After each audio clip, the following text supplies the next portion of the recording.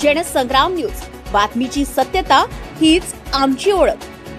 नियोजन शून्य कामामुळे नागरिकांच्या जीवाशी खेळ, श्री साई कन्स्ट्रक्शन कंपनीची गंभीर निष्काळजी। राष्ट्रीय महामार्ग 44 वरील संविधान चौक ते सरकारी दवाखाना चौक दरम्यान सुरू असलेल्या पुलाच्या बांधकामामुळे नागरिकांचा जीव अक्षरशः धोक्यात आलाय।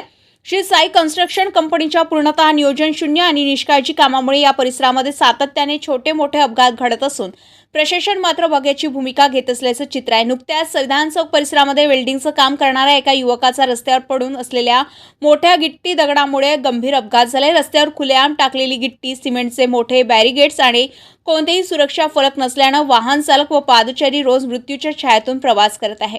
रेल्वे पूल चढताना ठेवलेले अवजड सिमेंट बॅरिगेड्स अपघाताला खुले निमंत्रण देत आहे। विशेष म्हणजे वाहतूक नियोजनासाठी नेमण्यात आलेले सिक्युरिटी गार्ड पूर्णतः अपयशी ठरत असून त्यांच्याकडून कोणतेही शिस्तबद्ध नियोजन दिसून येत नाही। या कंपनीच्या निष्काळजी कारभाराबाबत जनसंग्राम न्यूजने वेळोवेळी बातम्या प्रसिद्ध केल्या, मात्र याऐवजी त्रुटी सुधारण्याऐवजी कंपनीचे काही वरिष्ठ अधिकारी पत्रकारांना दमदाटी करत असल्याचे गंभीर प्रकार समोर आले। स्थानिक तालुका प्रतिनिधींशी उद्धट वर्तन केल्याचा आरोप महल्ले नामक इंजिनियरवर होत असून त्यामुळे कंपनीच्या कार्यपद्धतीवर मोठे प्रश्नचिन्ह निर्माण झाले। दररोज अपघात होत असताना प्रशासन कोणाची वाट पाहत आहे? एखादी मोठी दुर्घटना घडल्यानंतरच कारवाई होणार का, असा संतप्त सवाल आता हिंगणघाटकर नागरिक विचारत आहे।